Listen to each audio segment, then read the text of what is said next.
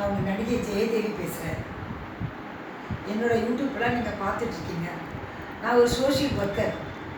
எனக்கு தெரிஞ்ச கருத்துக்களை நான் ஒன்றுன்னா பொதுமக்களுக்காக நான் கொடுத்துட்ருக்கேன்.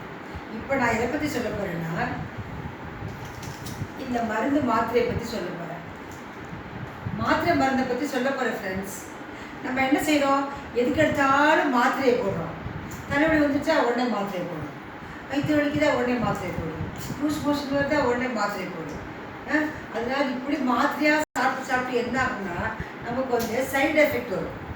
மெடிசின் வந்து சைடு எஃபெக்ட் வரும். அலோபதி மாத்திரை சாப்பிட்றது வந்து முக்கியமாக ரொம்ப முடியலைன்னா போட்டுக்கலாம், 1-2 போட்டுக்கலாம்.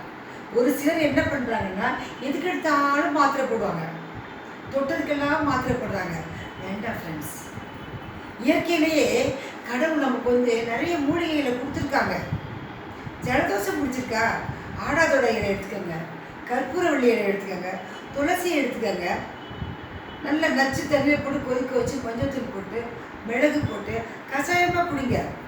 முடிஞ்ச வரைக்கும், உங்களால் முடிஞ்ச வரைக்கும் நம்ம என்ன செய்யணும், இயற்கையோடு ஒத்து போகணும்.